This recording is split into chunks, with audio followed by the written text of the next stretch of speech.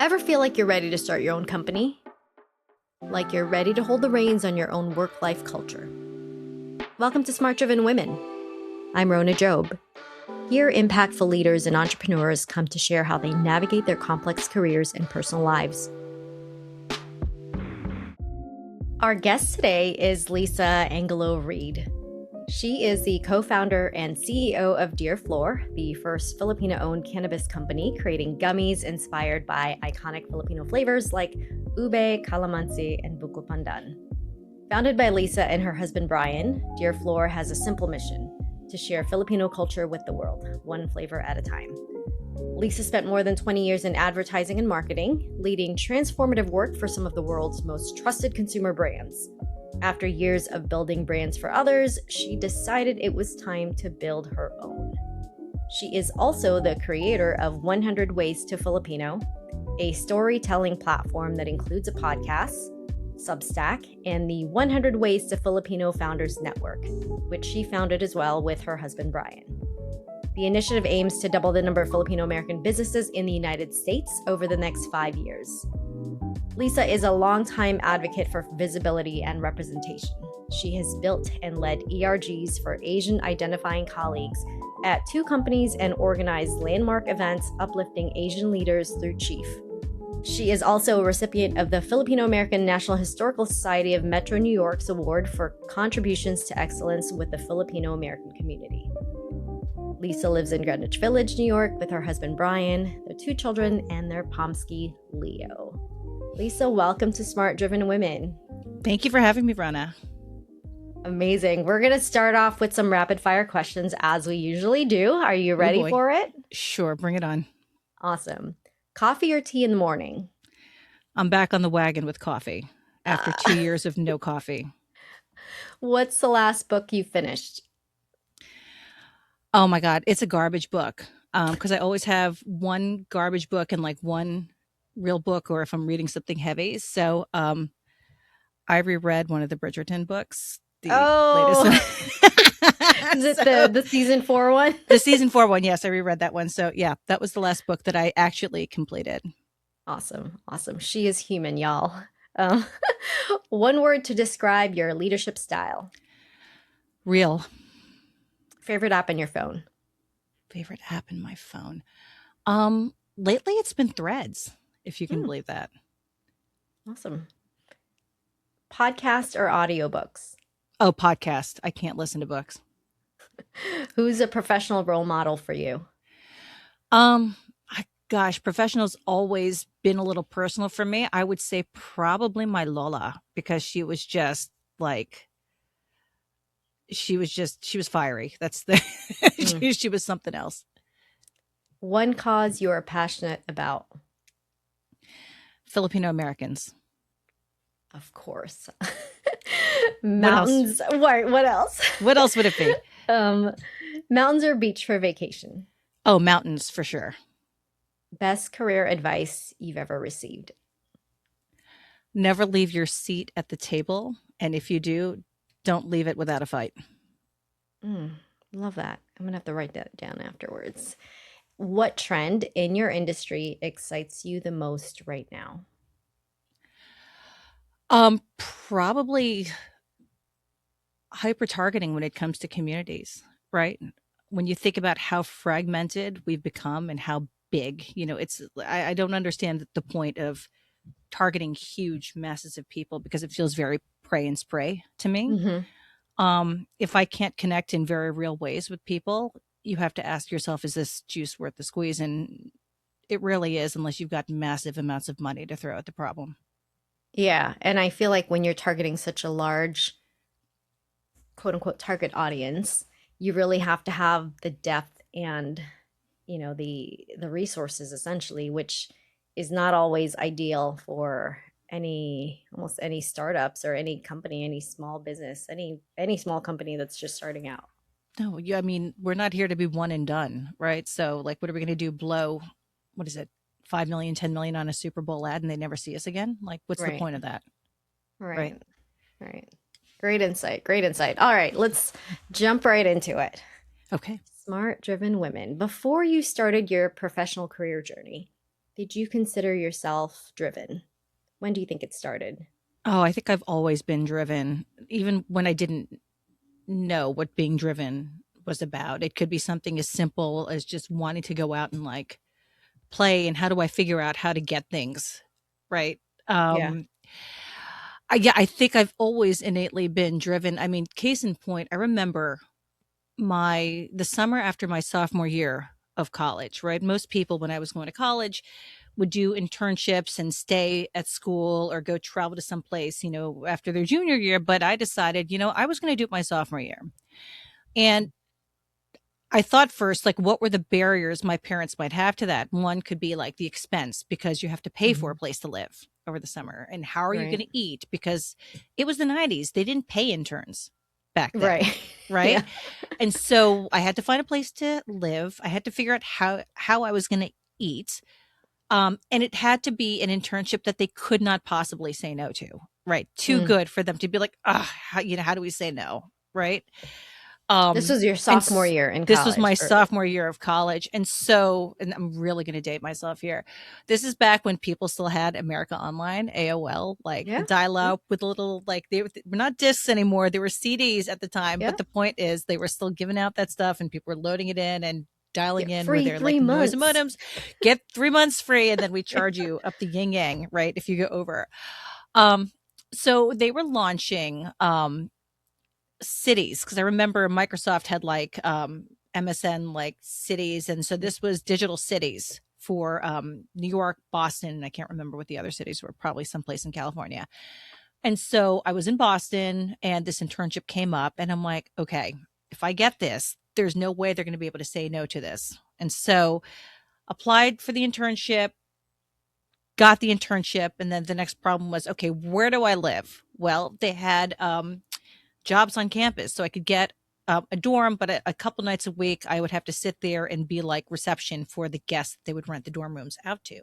And Hmm. so I ended up getting that job. It paid nothing but the housing. So I still had the money problem for the food. At Yeah. that point, they were just like, well, you know what? You're going to have to eat. You managed to get free housing. You managed to get, the job. So we will send you a couple, 100 a month so that you have food for the 3 months. I'm like, Yeah.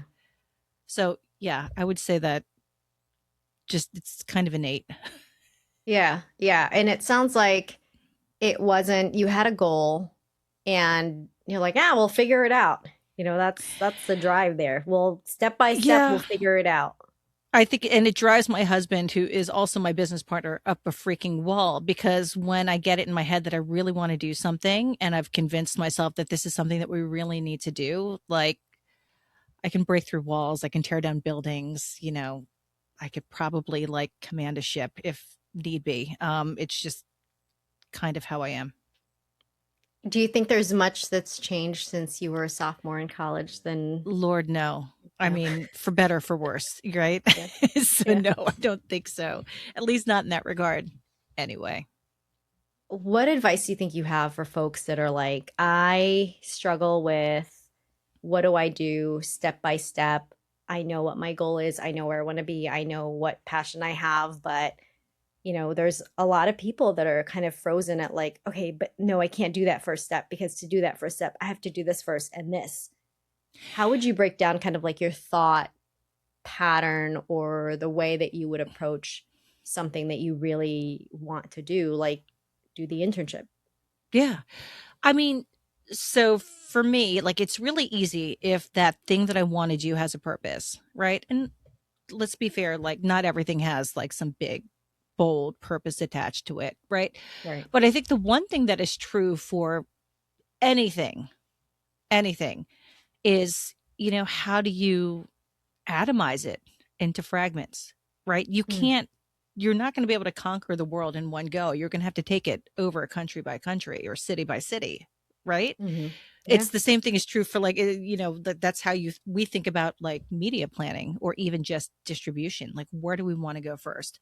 Right? Do we try and like, sure, we launched Dear Flor in 50 states, but we were very strategic about where we wanted to like be present for events. Like we had to go to California, right? That's Hmm. the state with the most Filipinos in the Hmm. country, right? New York is in our backyard. How do we not?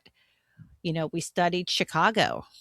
We studied, what we see emerging in Texas. We wanted to understand the dynamics of Las Vegas. And so if you pick it off one by one, it's way less daunting, right? But as you decide which one you're going to tackle first, you have to weigh, what are you going to gain by choosing to do this one first? And what are you trading off by not selecting the next one?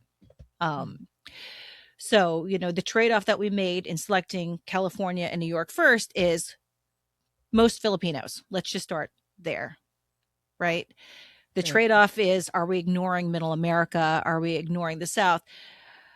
Yes, we are, but we knew strategically that if we had buy in from New York and California, word travels fast amongst our Yep, community. And it so, does. and then you keep going. So that would be my advice. Yeah. Was the internship related to media, and how did you find yourself into media from college? So it's interesting. I went to college. My majors were, I doubled with English and political science. But then when you break down what I actually did, right, nothing practical in either one of them. Political Yeah. science, I was way more interested in political philosophy. Um, English, while everybody was studying like either modern writers or like British romantic, poets. Hmm. Sure, they were great. I was really into like Beowulf and like Chaucer, old English, like really old dead, like British Yeah. like, guys. And so you know, that for me, I was on the track to do one of two things. I was actually much more interested in going into publishing at that point in Oh. time. I wanted to, I was writing a lot at that time. A lot of creative nonfiction, a lot of just like articles kind of stuff. Worked on, things like the school magazine for like Asians. Like it just did that. I was very much interested in the making of written content. So when I graduated, I was just like, okay, well, I've got a degree that's focused on writing creative nonfiction, really old dead British dudes, and then political philosophy. Like, what do I do with this? Okay, let's go explore jobs in two areas, publishing and I said, what the hell? Let's look at advertising and work in agencies. And what was really sucky about that point in time is that if you didn't have internships in either, it was impossible to get a job unless you came in as a secretary. Mm. And so that's what I did. I ended up getting a job working as an administrative assistant on the new business team. And so my 9 to 5 or 8 to 5 was like find people, shove them into meetings, book travel, do expenses, book lunch. But after 5 o'clock, if you were into it, you could actually stay and become part of the pitch team. And so I think in the first year, and like, so funny, things have changed so much because they actually care about young people getting rest now. But I think my hours were like, it wasn't uncommon for me to work from 8 to 4, go home, maybe nap for an hour, and get up and do it again. So, like, I think I probably worked a total of anywhere from like 18 to 20-hour days, depending on how crazy. And that's not like, it's not even a humble brag. There was just the reality of what you Yeah. did. I mean, also attached to that is when you're in those jobs, nobody's paying you shit. So um, there was a lot of overtime attached to that. I think my starting salary was $21,500. My ending salary after all the overtime was probably around 35, 36K Mm. after That that year. hustle. But like, that's how you learned. I Yeah. learned a lot about how pitch meetings are put together. I learned a lot about creative strategy. I learned about how these strategies become ideas, right? We pitched everything from Sony to the Olympics. Some we won, some were heartbreaking, but um, it cemented my desire to actually work in something that was creative, but very much attached to business, right? And so I guess that was kind of my entry into media. So I didn't quite know that that was what I wanted to do. I actually thought I'd be going down a more creative track, but at some point, um, one, I don't think I had the constitution to be told your ideas suck very early on. But again, that being able to kind of see all of the connection points, the bigger story of which creative was one, just one piece of it. I think that's what I learned about myself in that first year of working. It sounds like you also found some passion that really fueled your drive too in a lot of these different projects. Well, I think part of it was, yes, there was the intellectual challenge of trying to Mhm. make seeing great creative ideas kind of come to life and what goes into a little bit of that show, right? Because new business, a pitch is a show, especially when you get to the end of it, right? From your how do you enter the room? What is your calling card or introduction to Mm, this is what the meeting's going to be about?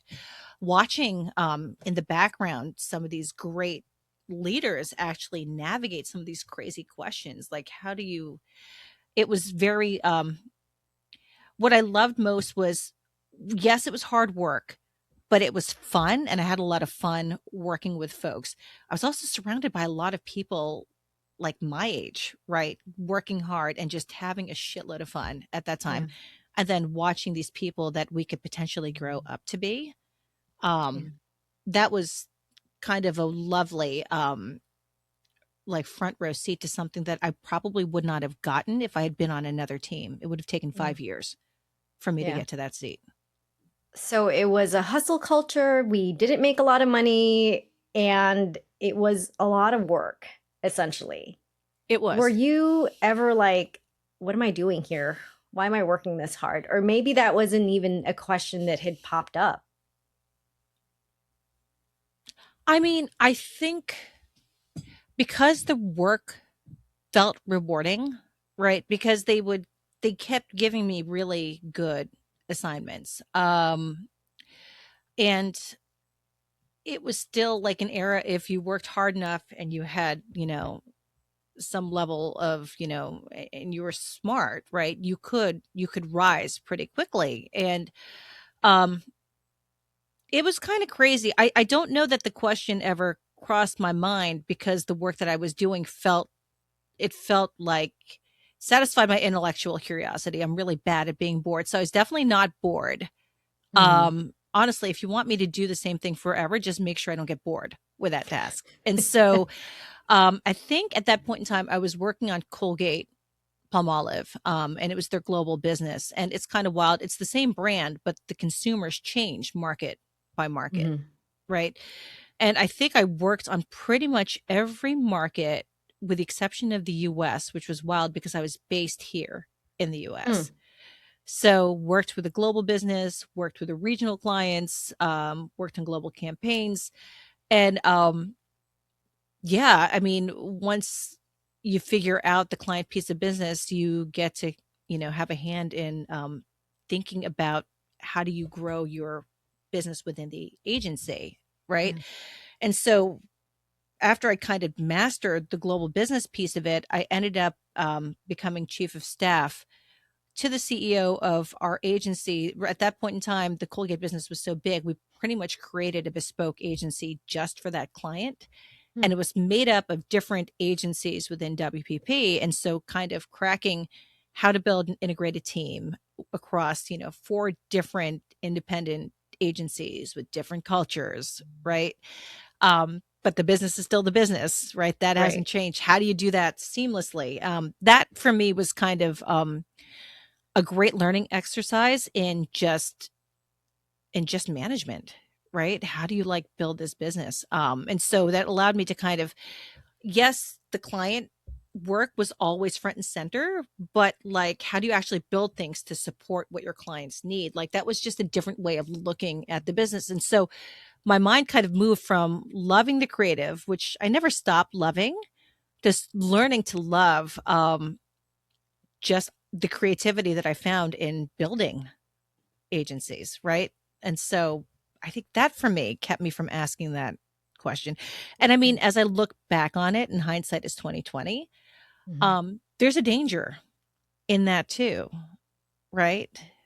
Yeah. Because again, like keep me interested, I can keep going, but then you have to ask yourself as you look back, maybe did I stay too long? And I think that's a realization that I've started to come to terms with because I have time to process that now. Yeah. Yeah. Hindsight is 2020. Yeah. But it sounds like from then on, you were able to build Dear Flor then.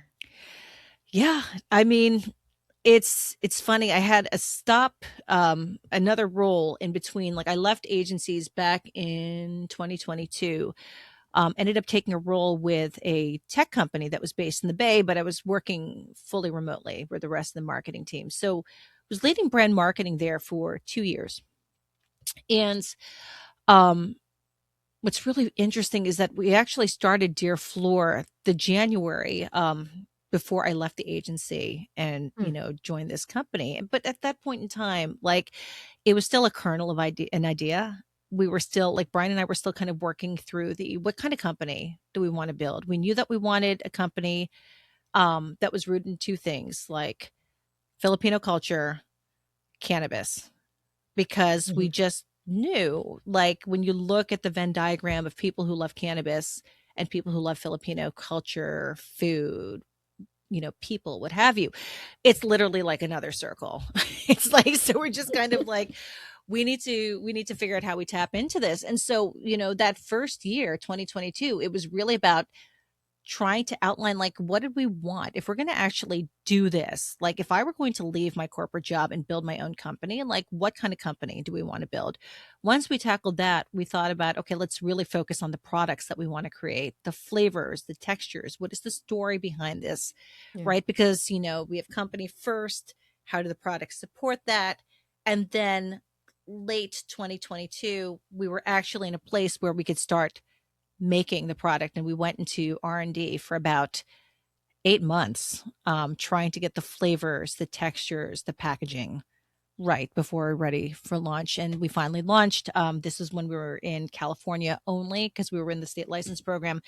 We were finally ready to launch in California during Filipino American History Month, so that was October 2023. To be a So fly on the wall during like your dinner time or something, the conversations, or were you able to sort of keep the personal and professional conversations separate? I don't think I've ever been good at that. Yeah. Just speaking very transparently. And um goodness, ask my kids what our dinner conversations are about. What would they say? What would Oh they my say if gosh. I Well, I asked mean, them? like I don't know about you, but like my parents didn't really talk much about work. Right. Even when they were working together, you would have a quick blurb about like, well, so and so, came in, blah, blah, blah. We need to Yeah. take care of this tomorrow. It And that was was very it. separate back then. It was very, very separate. I mean, for us, like, oh my God, it's gotten to the point now where the kids are like, how is the R&D for that flavor coming along? Did you get your samples in? Because they'll hear me, like, where's our samples?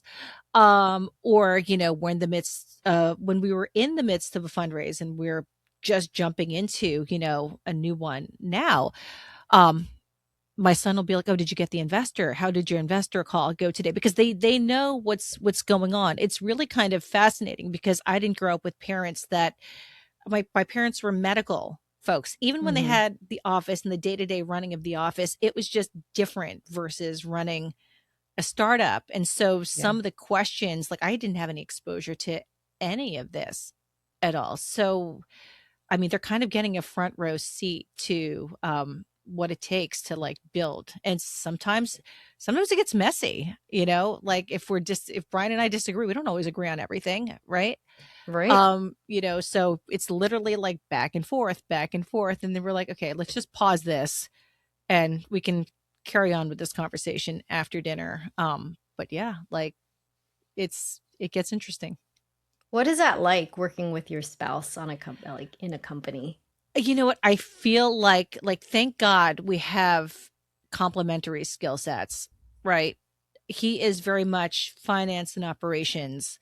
I'm very much marketing, and who knew, like it's now marketing and sales. If you'd asked me like 5 years ago, you're going to have to like sell, and I'd be like, "Ugh." Ugh. But like this is just, like I don't want to be a salesman.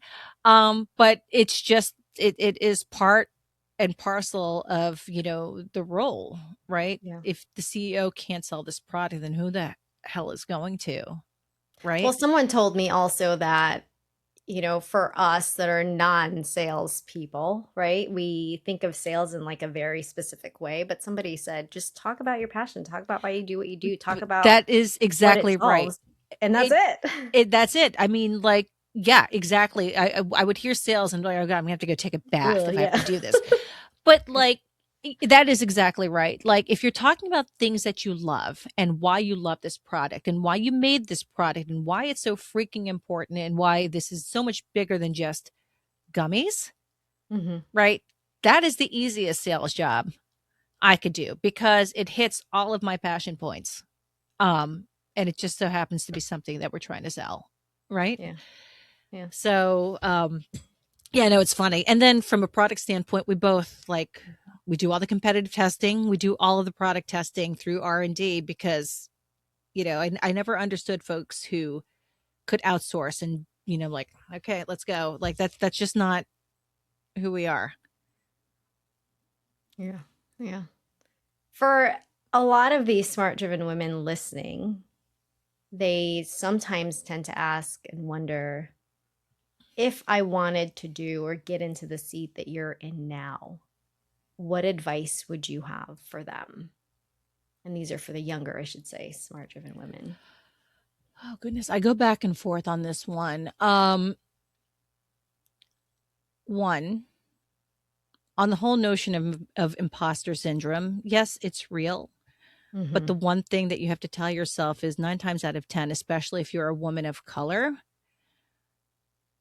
these rooms didn't have people like you in them. So who are you pretending to be? Yeah. So what I guess what I'm trying to say, it doesn't matter, right? If you're in the room, you're in the room, which goes back to my original piece of work advice is don't never ever leave your seat at the table, not without a fight. Yeah. So Yeah. come in present, come in as you because you wouldn't be there if you weren't you, right? And sometimes you're the first one like you in there, so relish that moment, have some fun with it, um because yeah, I mean you wouldn't be in there if you weren't you. I think that's the key. I think the second piece is really like you have to if you're going to embark in this journey because it's not easy. It is super important that you know who you are. You have to know what you like, but even more importantly, you have to know what you don't like, what is not acceptable to you. Because, like, the moment you start negotiating those things that are unacceptable to you, you've made your job a lot less fun, a lot Hmm. less rewarding, and a lot less intentional. So, I would say probably that's even more important advice than the first thing I Yeah. said. I think those two things are most critical. Intentionality. Yeah. Yeah. And when you Yeah. The start crossing boundaries that you've created, then that yeah, goes out the window. exactly. Exactly. Why would you want to do things that you don't like? Life's Right? too How short. much money is it worth to you like to make these compromises? I mean, like, look, there's always some level of compromise involved, but like there are things that are absolute non-negotiables. Like we Yeah. turned down investors during our first friends and family raise because for us, one of the non-negotiables was um we must be able to know that we can take the advice of this person and Mhm. either one implement it or two push back and discuss it and possibly even three not do it at all. um and then the second part to that is we had to have the feeling that they had the same kind of understanding with us Mhm. because if we can't have that level of dialogue we have no business taking their money Yeah. at all. I like that you So said that there are compromises to be made sometimes, and you do there have are. to compromise, but you should know what your non-negotiables are. You should know what lines you're not going to cross, because that then erodes, your company's North Star, your Our intentionality that credibility, you like want to, what yeah. it's not what you stand for anymore. It's some kind of adulterated, thing that you said you were, right, but aren't quite anymore, right? Yeah. Yeah. How do you then differentiate between what is non-negotiable versus what is compromisable, because you see a lot of language out there on social media about boundaries being drawn, but I see very little about how to determine what should be a hard boundary versus what is, something that could be compromised on. Absolutely. I think it really, the non-negotiables are value driven, right? Let's be very real. Like as much as I love logos, branding, colors, like color is negotiable, right? Hmm. Maybe it's not this purple. Maybe it's green. Like that, like sure. I'm not going to like die on a hill unless I truly feel strategically it's the wrong thing to do. Like, Hmm. Dear Flor um is colorful. I would not turn it into a black and white brand. It doesn't fit, right? Our values. But, certain colors, sure, we can talk about. But like value in and of itself, like, can I listen to you? If the answer is no, probably not a good idea. Like that is a non-negotiable. Um, Trying to stuff us with product ideas that don't fit our mission, right? Again, like these are things that are determined at a company level before we even make products. Like our company is about sharing Filipino culture with the world. If that product or service idea does not fit that mission, like that is a non-negotiable. We will not do this, right? I mean, this Yeah. would be like telling me to produce a line of life straws that were branded Dear Flor. I mean, give me enough time, I might be able to find a way to make that work strategically, but on the offset, like doesn't quite fit for me. We're not here to save lives. We're not here because we've got a mission to provide clean drinking water. We want something that is definitely not as lofty as like saving people and making sure they have clean water. We're trying to share culture. It's just a very different thing. So that would be a non-negotiable, right? I'm sure there's a third. Give me time. But I think those two are illustrative enough, right? Yeah, yeah. Do you find that the values that Dear Flor holds are also very similar to the personal values that you and Brian hold?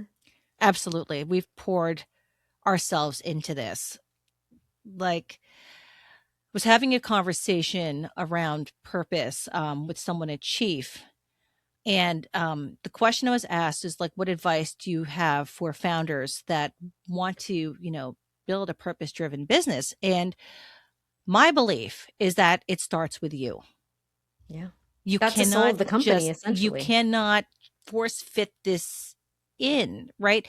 It's not to say that, if you started with a product and you want to come in and like fit your purpose in, of course you can do it with enough money and with enough um focus, right? It is possible to alter the culture of your company so that it actually has this purpose that drives whatever product you're trying to sell. It's a hell of a lot simpler if you start with that purpose from the get go, Yeah. right? And so, yeah, like I would say there, it starts with you. If you don't have it, that's okay. You need to think about what it is that you stand for and want anything that you make, anything that comes out of your body. I mean, like your products are not unlike your children, Hmm. right? Um, what values do you want them all to have? Um, Yeah. Yeah. Amazing. Amazing advice. I mean, find out what your values are, what your North Star is, and what your boundaries are from there, and figure out the steps to get there. yeah, So, Lisa, thank you so much for joining us on this podcast. I mean, I've learned so many great things, not just about you, but also who you are as a person and who you are as a founder. Are there any organizations, before we say goodbye, are there any organizations you'd like listeners to support, to absolutely. listen, to follow, that is also near and dear to your heart? Two organizations, and not surprisingly, they are Filipino American organizations. The first one is FONS, the Filipino American National Historical Society. There's the national organization, but every city has its own chapter. Um, I'm big believers in the work that they are doing because if we as Filipino Americans do not know our history, how do we expect the rest of this country to do the same? And so the work that they're Yeah. doing is helping to make that possible. The second organization that I have a lot of love for is House of Gongs. They're based in the Bay. founded by Ron and Lydia Carrion. It is all about helping, Filipinos in the diaspora learn about Kolintang music, which is the gongs, right? Mm, Which are found all over the Philippines, north, south. And you learn it through traditional practitioners. So they will bring them. So they have an annual festival that they do. They'll bring practitioners from the Philippines, so traditional musicians, yeah. but they'll also have, DJs who are mixing Kolintang music into it. Other artists, they had Carl Angelo, who, if you've heard PTI, um, they've had Ruby Ibarra do their first one. It's Mhm. it's phenomenal. So those two definitely love. Amazing. And how can folks get in touch with you after today? Oh my gosh. So they can certainly connect with me on LinkedIn. They should also connect or follow us on Instagram at Love Dear Flor. And then if they're into reading about everything from Filipino American founder culture to things that I just like to talk about that are relevant to Filipino Americans in our culture, they should check out our Substack, 100 Ways to Filipino. That's at dearflora.substack.com. And of course, check out our gummies at dearflora.com. Lisa, thank you again. Thank you for joining us on Smart Driven Women. And until next time. Thank you so much for having me. Always fun, Rana.